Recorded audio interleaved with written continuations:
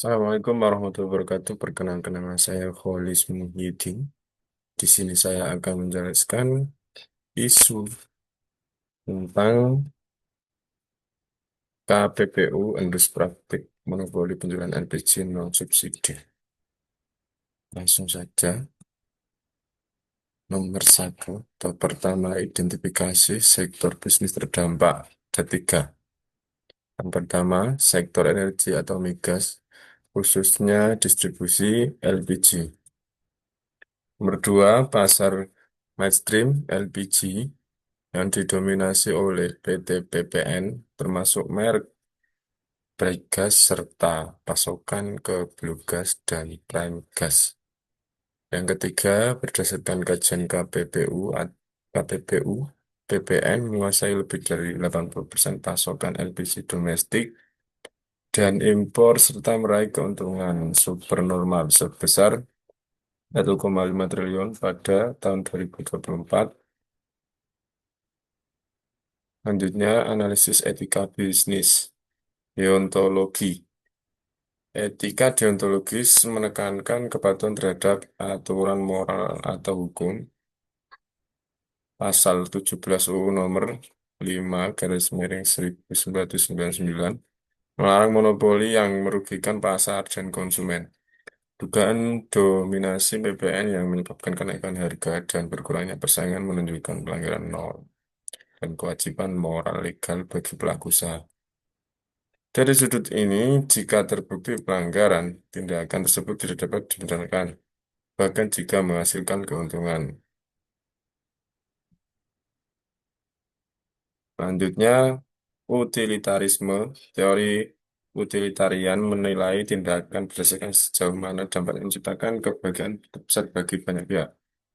Satu sisi, monopolistik oleh PPN menghasilkan super normal profit yang menguntungkan perusahaan. Namun di sisi lain, harga LPG non-subsidi tinggi memaksa konsumen beralih ke LPG subsidi, membebani anggaran negara dan memicu subsidi yang tidak tepat sasaran, menghasilkan kerugian sosial lebih besar. Secara utilitarian, praktik ini menghasilkan kerugian kolektif lebih besar daripada manfaat yang dicapai perusahaan.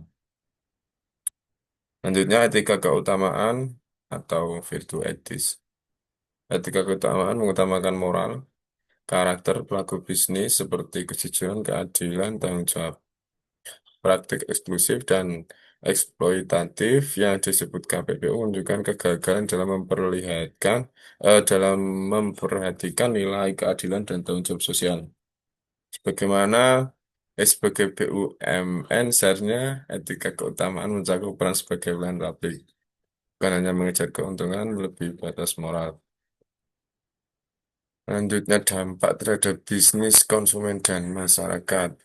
Pihak bisnis pesaing. Dampaknya, produsen kecil seperti Blue Gas dan Prime Gas tertinggal. Sulit bersaing karena pasokan kulit mahal dari PPN atau CNN Indonesia. Ya, konsumen kelas menengah ke atas dampaknya menghindari LPG non-subsidi karena harga tinggi beralih ke LPG 3 kilo subsidi meski tidak tepat sasaran. Eh, Yang terakhir, pihak masyarakat atau negara dampaknya. Beban subsidi meningkatkan ketidakefisienan fiskal, lebih banyak impor LPG, serta potensi kerusakan pasar jangka panjang. Rekomendasi solusi berbasis etika bisnis ada empat. Yang pertama, transparansi dan audit harga. PPN harus membuka struktur harga LPG dari hulu ke hilir secara transparan agar publik dan regulator bisa menilai kewajaran harga. Yang kedua, pembatasan dominasi dan akses pasar. Regulasi KPPU mungkin perlu menetapkan batas maksimal market share untuk skala mainstream LPG agar tidak melewati ambang monopoli. Yang ketiga, mekanisme pricing yang adil atau fair pricing. BPN dapat diharuskan menerapkan pricing polisi yang memperhitungkan margin wajar dan dampak sosial. Yang terakhir, nomor 4, edukasi konsumen dan transparansi produk.